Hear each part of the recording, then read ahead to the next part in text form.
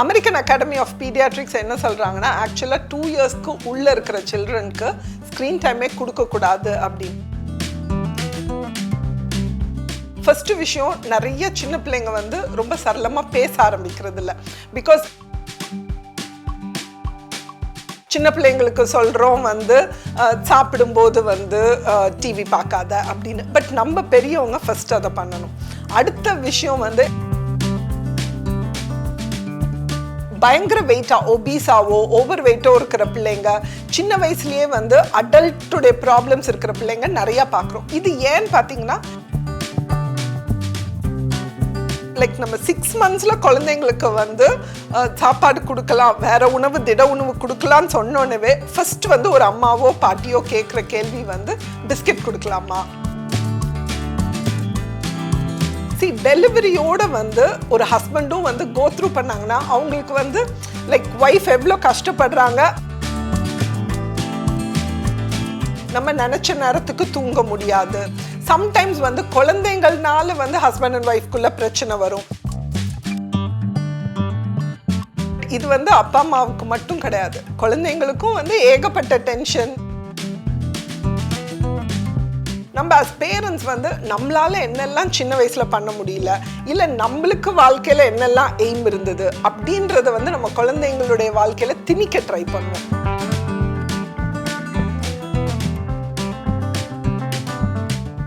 வணக்கம், நான் doctor Nithya Franklin, ஒரு paediatrician, sleep specialist and a passionate cook. American Academy of Paediatrics என்ன சொல்கிறாங்கன்னா, ஆக்சுவலாக 2 இயர்ஸ்க்கு உள்ளே இருக்கிற சில்ட்ரனுக்கு ஸ்க்ரீன் டைமே கொடுக்கக்கூடாது அப்படின்னு. ஃபோன் மட்டும் கிடையாது, நம்ம கேட்ஜெட்ஸ் எல்லாத்தையுமே வந்து அந்த ஃபோன் அந்த ஸ்க்ரீன் டைம்குள்ளே தான் வந்து சேர்க்க வேண்டியதாக இருக்குது. பட் இப்போ இருக்கிற பேரண்ட்ஸ் நிறைய பேர் பார்த்தீங்கன்னா, லைக் சாப்பாடு ஊட்டுறதுக்கு அவங்களுக்கு கொஞ்சம் ஃப்ரீயாக இருக்கிறதுக்கு ஒரு ஃபோனை போட்டு கொடுத்தா குழந்தை வந்து அதே இடத்துல உட்காந்துருப்பாங்க அப்படின்றதுனால வந்து நம்மளுமே வந்து அந்த ஸ்க்ரீன் டைமுக்கு பிள்ளைங்களை பழக்கிறோம் அப்படின்றது. ஏன்னா பிள்ளைங்களா படிக்காது, நம்ம அடல்ட்ஸ் என்ன சொல்லி கொடுக்குறோமோ அதை வச்சு தான் நிறைய விஷயம் ஸ்டார்ட் ஆகுது. ரெண்டாவது வந்து பார்த்தீங்கன்னா வந்து இந்த ஸ்க்ரீன் டைம்னால என்னென்ன அஃபெக்ட் அந்த குழந்தைங்களுக்கு வர்றது. ஃபர்ஸ்ட் விஷயம், நிறைய சின்ன பிள்ளைங்க வந்து ரொம்ப சரளமாக பேச ஆரம்பிக்கிறது இல்லை. பிகாஸ் அவங்க பார்க்குற வீடியோஸ் எல்லாம் வந்து டிஃப்ரெண்ட் லாங்குவேஜில் ஒரு மாதிரி கொஞ்சம் கிப்பரிஷ் அந்த மாதிரிலாம் இருக்கிறதுனால சம்டைம்ஸ் பிள்ளைங்களுக்கு அந்த லெஜிபிளாக பேசணுன்றது வராது. அடுத்த விஷயம் வந்து கண் பார்வைக்கும் வந்து அது அவ்வளோ ஒன்றும் நல்லது கிடையாது. இன்னொரு முக்கியமான விஷயம், இந்த ஸ்க்ரீன் டைம் ரொம்ப ஜாஸ்தி ஆகும்போது குழந்தைங்களுடைய ஸ்லீப் டைம், அதுக்கப்புறம் ரொம்ப அதாவது யூஸ்ஃபுல்லாக அவங்க பயன்படுத்த வேண்டிய இல்லை லேர்னிங்க்கு யூஸ் பண்ணக்கூடிய டைமும் கட்டாது. ஸோ மொத்தத்தில் வந்து ஸ்க்ரீன் டைம் வந்து ஒரு லிமிட்டோடு தான் அந்தந்த ஏஜுக்கு இருக்கணும். ஸோ ஆக்சுவலாக வந்து குழந்தைங்களுக்கு வந்து நம்ம அஸ் பேரண்ட்ஸ் நம்ம தான் வந்து ரோல் மாடலாக இருக்கணும். நம்ம என்ன தான் நீங்கள் சொன்னாலும், எவ்வளோ ஸ்ட்ரிக்டாக இருந்தாலும் நம்ம எப்படி இருக்கோமோ அதை தான் வந்து குழந்தைங்க டக்குன்னு ஃபாலோ பண்ணுவாங்க. ஸோ சின்ன சின்ன விஷயங்கள்லேருந்து இப்போ வந்து நம்ம வந்து சின்ன பிள்ளைங்களுக்கு சொல்கிறோம் வந்து சாப்பிடும்போது வந்து டிவி பார்க்காத அப்படின்னு. பட் நம்ம பெரியவங்க ஃபர்ஸ்ட் அதை பண்ணணும். அடுத்த விஷயம் வந்து ஹெல்த்தியாக சாப்பிடுன்னு நம்ம ஈஸியாக அட்வைஸ் பண்ணுறோம். பட் நம்ம ஹெல்த்தியாக சாப்பிட்றோமா, லைக் நம்ம வந்து ஹெல்த்தியாக சாப்பிட்டோம்னா அந்த குழந்தைங்களுக்கு ஓஹோ இப்படி தான் சாப்பிடணும் போல இருக்குது அப்படின்னு வந்து ஒரு உண்மையாலுமே ஒரு சின்சியர் தாட் ஃபார்ம் ஆகும். நம்ம வந்து பிள்ளைங்களுக்கு மட்டும் ஹெல்த்தியாக சாப்பிடுங்கன்னு சொல்லிட்டு ஆன்லைனில் ஆர்டர் பண்ணியோ இல்லை ஜங்க் ஃபுட்டோ ரொம்ப சாப்பிட்டோம்னா குழந்தைங்களுக்கு வந்து இது உண்மையாலுமே தப்பு அப்படின்றது வந்து அண்டர்ஸ்டாண்டே பண்ணிக்க மாட்டாங்க. அடுத்த விஷயம் வந்து கரெக்டான டைமுக்கு பெட்டுக்கு போகிறது. ஸோ இவ்வளோ ஸ்லீப் இருந்தால் தான் வந்து ஒரு பிஹேவியர்லேருந்து நல்ல நாலேஜ்லேருந்து எல்லாத்துக்குமே நல்லாயிருக்கும் நம்ம அட்வைஸ் பண்ணுறப்போ அந்த கரெக்ட் டைமுக்கு ஸ்லீப்புக்கு போகிறது. ஸோ நம்ம குழந்தைங்கள இந்த டைமுக்கு 9 மணிக்கு உங்கள் பெட் டைம், நீங்கள் 9 மணிக்கு தூங்கணும் அப்படின்னா நம்மளும் அந்த குழந்தைங்களோட போகணும். குழந்தைங்கள மட்டும் தூங்க சொல்லிட்டு நம்ம 11 மணி வரைக்கும் ஃபோன் நோண்டிட்டு இருந்தோம்னா கண்டிப்பாக பிள்ளைங்க வந்து அதை ஃபாலோ பண்ண மாட்டாங்க. ஸோ இந்த மாதிரி சின்ன சின்ன விஷயங்கள்லேருந்து எல்லாமே வந்து குழந்தைங்க லேர்ன் ஃப்ரம் அஸ். அது வந்து பேரண்ட்ஸாக இருக்கலாம், வீட்டில் இருக்கிற பெரியவங்களாக இருக்கலாம். ஸோ யாராக இருந்தாலும் நம்ம குழந்தைங்களுக்கு முன்மாதிரியாக இருக்கிறது வந்து ரொம்ப இம்பார்ட்டன்ட். அதே மாதிரி தான் நம்மளுடைய பேச்சுவார்த்தைகளும். நம்ம வந்து பேட் வேர்ட்ஸ் யூஸ் பண்ணாமல் இல்லாமல் எல்லாருக்கும் மரியாதை கொடுத்து நம்ம கரிசனையாக பேசினோம்னா கண்டிப்பாக நம்ம பிள்ளைங்களும் அதே மாதிரி வளருவாங்க. ஸோ இதே மாதிரி அடுத்த விஷயம் வந்து நம்ம பிள்ளைங்களை வந்து விட்டு கொடுங்கன்னு சொல்லுவோம். பட் நம்ம ஒரு வீட்டில் வந்து ஹஸ்பண்ட் அண்ட் ஒய்ஃப்குள்ளேயோ இல்லை மாமியார் மருமகளுக்குள்ளேயோ நம்ம வந்து சண்டை போட்டுட்டு புறம் பேசிட்டு இருந்தோம்னா அதை வந்து பிள்ளைங்க இதெல்லாம் கரெக்ட் போல இருக்கு அப்படின்னு நினைப்பாங்க. ஸோ அதையே வந்து அவங்க ஸ்கூலில் பண்ணுறதுக்கு சான்சஸ் ரொம்ப ஜாஸ்தி இருக்கு. ஸோ நம்ம பிள்ளைங்க எப்படி பிஹேவ் பண்ணணும்னு நினைக்கிறோமோ அதே மாதிரி வந்து நம்மளும் ஆக்சுவலாக வந்து பிஹேவ் பண்ணணும். அது ரொம்ப இம்பார்ட்டன்ட். ஆண் குழந்தையோ பெண் குழந்தையோ அவங்கவுங்க வேலையை அவங்கவுங்களே செய்யணும். ப்ளஸ் வந்து அம்மா மட்டும்தான் இந்த ஒர்க் செய்யணும்னு கிடையாது. அம்மாவுக்கு வந்து எல்லாருமே ஹெல்ப் பண்ணணும். சின்ன சின்ன விதத்தில் பெரிய வேலை நம்ம பண்ணலன்னா கூட குட்டி குட்டி ஹெல்ப் பண்ணணும். இதை வந்து நீங்கள் சின்ன வயசுலேருந்தே பழக்குனீங்கன்னா லைக் அடல்ட்ஸாக வரும்போது ரொம்ப ஒரு கல்ச்சர்ட், ரொம்ப ஒரு ஹெல்ப்ஃபுல் ஒரு ஹியூமன் பீயிங்காக வந்து நீங்கள் உங்கள் குழந்தைய வளர்க்குறதுக்கு சான்சஸ் இருக்குது. ஸோ ப்ரெக்னன்சி வந்து கோ த்ரூ பண்ணுறது எல்லாமே வந்து அம்மான்னு தெரியும். நம்மளுக்கு டெலிவரி ப்ளஸ் வந்து பிரெஸ்ட் ஃபீடிங், பிள்ளையை வளர்க்குறது, இது எல்லாத்துலேயுமே வந்து அம்மாவுடைய பங்கு பெரிய பங்கு இருக்குது. பட் அம்மாவுடைய பங்கு மட்டும் எதுக்குமே பத்தாது. ஸோ ஹஸ்பண்டுடைய சப்போர்ட் வேணும், ஃபேமிலியுடைய சப்போர்ட் வேணும் ப்ரெக்னன்சிலேருந்து. ப்ரெக்னன்சி, டெலிவரி அண்ட் போஸ்ட்மார்ட்டம் இது மூணுமே வந்து ரொம்ப ஒரு கிரிட்டிக்கலான பீரியட் எவ்ரி விமன்ஸ் லைஃப்பில். ஹார்மோனல் சேஞ்சஸ் வரும். ஸோ அதனால மூட் ஸ்விங்ஸ் இருக்கும். சம்டைம்ஸ் ஹாப்பியாக இருப்பாங்க, சம்டைம்ஸ் வந்து அழுனும் போல் இருக்கும். ஸோ நிறைய விஷயங்கள், நிறைய பயங்கள் எல்லாமே இருக்கும். ஸோ அந்த டைமில் வந்து ஃபர்ஸ்ட் வந்து ஒரு ஸ்பௌஸ் வந்து பயங்கர சப்போர்ட்டிவாக இருக்கணும். அவங்களுக்கு வந்து ஒரு ப்ராப்பர் நியூட்ரிஷன் கொடுக்கறதுலேருந்து ஒரு ப்ராப்பர் டயட் கொடுக்குற வரைக்கும் இது எல்லாத்தையுமே பார்த்துக்க வேண்டியது வீட்டில் இருக்கிறவங்க, எஸ்பெஷலி த ஸ்பௌஸுடைய ஒரு இம்பார்ட்டண்ட் கடமை. அடுத்து வந்து டெலிவரியோட வந்து ஒரு ஹஸ்பண்டும் வந்து கோ த்ரூ பண்ணாங்கன்னா அவங்களுக்கு வந்து லைக் ஒய்ஃப் எவ்வளோ கஷ்டப்படுறாங்க அப்படின்றத பார்த்து ஒய்ஃப் மேலே ஒரு பெரிய மரியாதை, ஒரு பெரிய பாசம் வர்றதுக்கு நிறைய வாய்ப்பு இருக்குது. அதை விட வந்து ஒரு பெரிய கிஃப்ட் வந்து ஆக்சுவலாக ஒய்ஃபுக்கு வேறு எதுவுமே இருக்க முடியாது. அதுக்கப்புறம் பால் கொடுக்கறது வந்து அம்மாவுடைய கடமையாக இருந்தாலும் மற்றது எல்லாமே ஒரு சின்ன சின்ன டைப்பர் சேஞ்ச் பண்ணுறதுலேருந்து ஒரு குழந்தைக்கு வந்து ஏப்பம் விட வைக்கிறதுலேருந்து அப்பா அம்மா வந்து இப்போ நிறைய பேரண்ட்ஸ் ஆக்சுவலாக முதல்லலாம் வந்து இவ்வளோ அப்பாங்க வந்து இன்வால்வ் ஆகிருக்க மாட்டாங்க. இன்ஃபேக்ட் இப்போல்லாம் என் ப்ராக்டிஸில் பார்த்தீங்கன்னா அம்மா கேட்குற டவுட்டை விட அப்பாங்க கேட்குற டவுட் வந்து ரொம்ப ஜாஸ்தி. நிறைய ஹஸ்பண்ட்ஸ் இப்போ ஹேண்ட்ஸ் ஆனாக இருக்கிறாங்க. But still there are still சில ஹஸ்பண்ட்ஸ் எல்லாம் வந்து ஓகே இது வந்து லேடிஸுடைய வேலை, இது மென்னுடைய வேலைன்னு யோசிக்கிறவங்களும் நிறைய பேர் இருக்காங்க. ஸோ அந்த மாதிரி நம்ம ஒரு ஜெண்டர் வச்சு ஆக்சுவலாக நம்ம ரெஸ்பான்சிபிலிட்டியை பிரிக்காமல் குழந்தைங்களை வளர்க்குறதுனுடைய ஒவ்வொரு ஆஸ்பெக்ட்லேயும் ரெண்டு பேருக்குமே பங்கு இருக்குது அப்படின்னு நினச்சி இது பண்ணுறப்போ அந்த குழந்தைங்களுக்கும் வந்து அந்த என்வாயர்மெண்ட் ரொம்ப ஹாப்பியாக இருக்கும். அந்த அம்மாவும் ஆக்சுவலாக ரொம்பவே ஹாப்பியாக இருப்பாங்க. குழந்தை வளர்ப்புன்றது வந்து ஆக்சுவலாக வந்து ஒரு பெரிய ப்ராசஸ். இது வந்து நம்ம ஒரு 1 மந்த்லேயோ 2 மந்த்லேயோ முடிக்க போகிறது கிடையாது. நம்ம குழந்தைங்க எவ்வளோ பெருசானாலும் வந்து நம்மளுக்கு அவங்க குழந்தைங்க தான். ஸோ அந்த ரெஸ்பான்சிபிலிட்டி இருந்துட்டு தான் இருக்க போகுது. ஸோ குழந்தைங்களோட நம்ம ஒரு ஃபேமிலியை இது பண்ணும்போது அது வந்து ரொம்ப ஈஸியாக இருக்காது. நம்ம நினச்ச நேரத்துக்கு தூங்க முடியாது. சம்டைம்ஸ் வந்து குழந்தைங்கள்னால வந்து ஹஸ்பண்ட் அண்ட் ஒய்ஃப்குள்ளே பிரச்சனை வரும். பட் என்ன நம்ம பேசிக்காக வந்து எல்லாரும் ரியலைஸ் பண்ணணும்னா லைக் ஒரு ரூல் நம்ம வீட்டில் இதெல்லாம் குழந்தைங்க இந்த மாதிரி பண்ணணும், இதெல்லாம் தான் வந்து அவங்களுக்கு ஒரு ரொட்டீன் அப்படின்னு நம்ம டிசைட் பண்ணோம்னா ஹஸ்பண்ட் அண்ட் ஒய்ஃப் வந்து should be on the same boat. ஒரே மாதிரி யோசிக்கணும். ஏன்னா ஒருத்தர் ரொம்ப லீனியன்ட்டாவோ இல்லை ஒருத்தர் ரொம்ப ஸ்ட்ரிக்டாவோ இல்லை வந்து ஒருத்தங்க வந்து அன்ரியலிஸ்டிக்காவோ இருந்தால் குழந்தைங்க வந்து அதை அட்வான்டேஜாக எடுக்க ஆரம்பிச்சுப்பாங்க. அம்மா வந்து ஒரு காரியம் செய்ய வேண்டாம்னு சொன்னால் அதை அப்பா மூலமாக சாதிச்சுக்குவாங்க. ஸோ இது வந்து அன்வான்டாக வந்து ஹஸ்பண்ட் அண்ட் ஒய்ஃபுடைய ரிலேஷன்ஷிப்பையும் பாதிக்கும். ப்ளஸ் குழந்தைங்களையும் வந்து நம்மளால வந்து கண்ட்ரோல் பண்ண முடியாது. ஸோ அது ரொம்ப இம்பார்ட்டன்ட். ஸோ குழந்தை வளர்ப்பில் நம்ம பேசிக்காக நம்ம என்னெல்லாம் டிசைட் பண்ணுறோமோ அதில் ஒரு ஹஸ்பண்ட் அண்ட் ஒய்ஃப் வந்து சேம் போட்டில் இருக்கணும். சில விஷயம் ஸ்ட்ரிக்ட்னா சில விஷயம் ஸ்ட்ரிக்டாக தான் இருக்கணும். பட் சம்டைம்ஸ் கொஞ்சம் பிள்ளைங்க வளர பிள்ளைங்க வந்து maybe close to one parent, அதாவது வந்து நிறைய விஷயங்களை வந்து அம்மா கிட்டேயோ அப்பா கிட்டேயோ அவங்களால ஃப்ரீயாக ஓப்பன் அப் பண்ண முடியும்.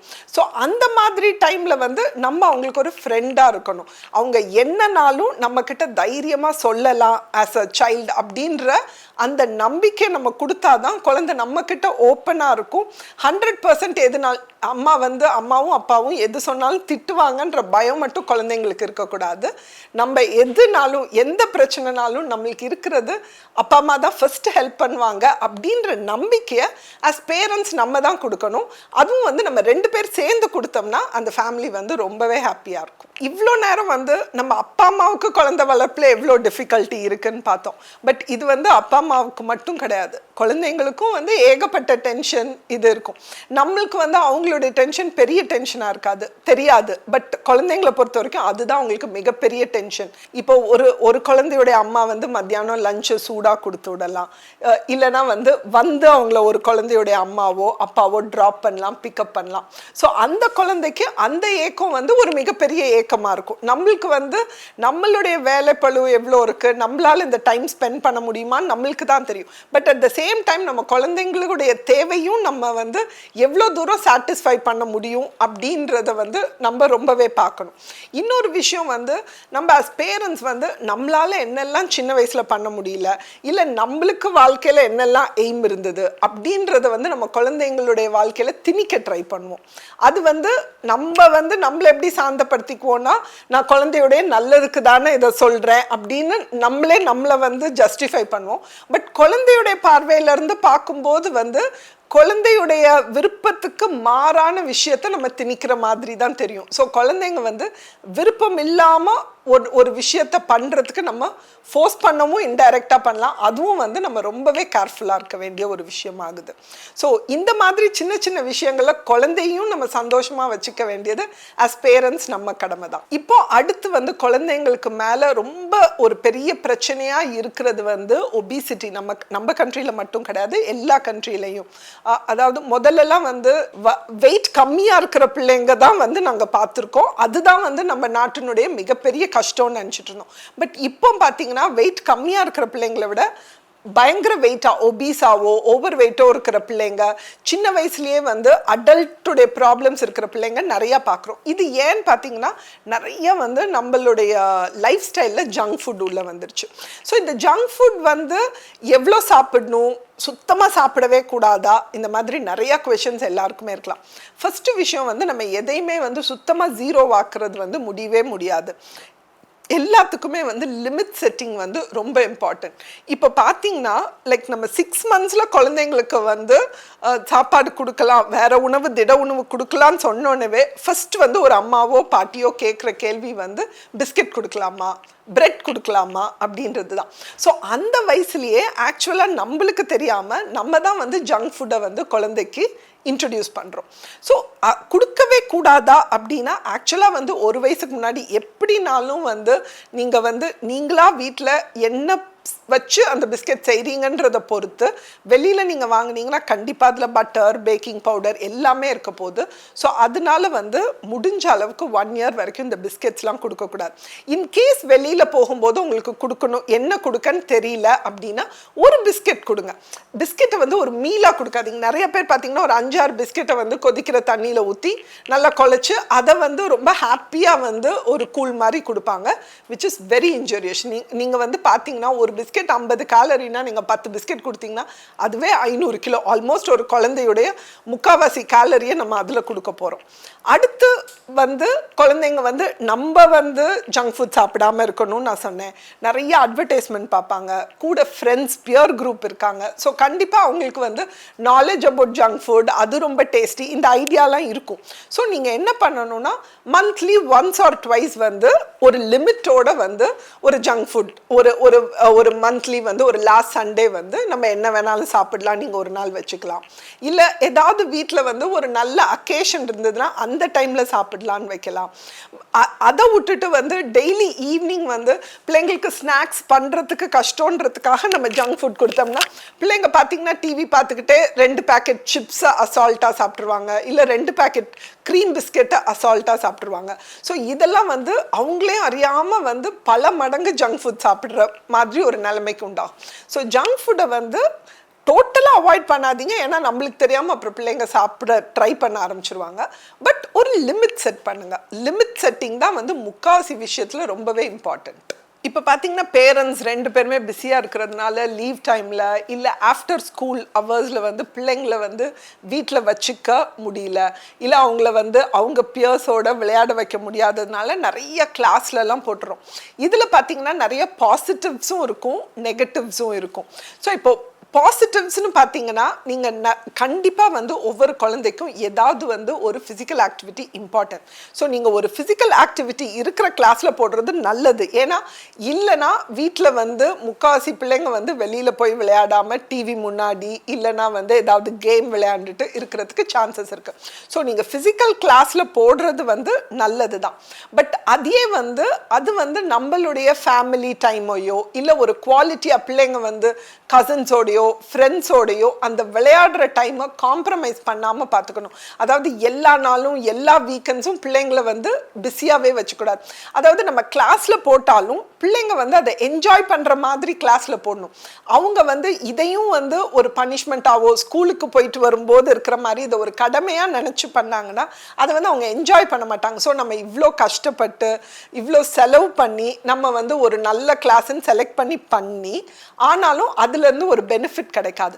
ப்ளஸ் வந்து நம்மெல்லாம் சின்னதாக இருக்கும்போது கசின்ஸ் வருவாங்க லீவுக்கு, ஃப்ரெண்ட்ஸை மீட் பண்ணுவோம். ஸோ எல்லாரும் சேர்ந்து விளையாடுவோம். குரூப்பாக விளையாடும் போது வந்து அது ஒரு பெரிய பாண்டிங்கை உண்டு பண்ணும்.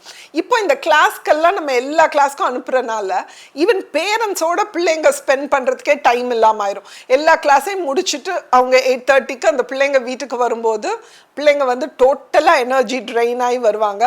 வந்து கடகடன்னு ஹோம் ஒர்க்கை முடிச்சுட்டு அவங்களுக்கு படுக்கிறதுக்கு தான் டைம் இருக்கும். ஸோ ஒரு பெரிய பாண்டிங் உண்டாகாது. ஸோ நீங்கள் கிளாஸில் போடுங்க, பட் அந்த கிளாஸஸ் எல்லாம் இம்பார்ட்டண்ட்டாக அதனால குழந்தைக்கு என்ன பெனிஃபிட், அது வேற ஏதாவது ஒரு குவாலிட்டி டைமை கட் பண்ணுதா, இது ரெண்டையும் நம்ம பார்த்துட்டு அதுக்கு தக்கன இந்த எக்ஸ்ட்ரா கரிக்குலர் ஆக்டிவிட்டீஸ் இது பண்ணுறது தான் ரொம்பவே நல்லது.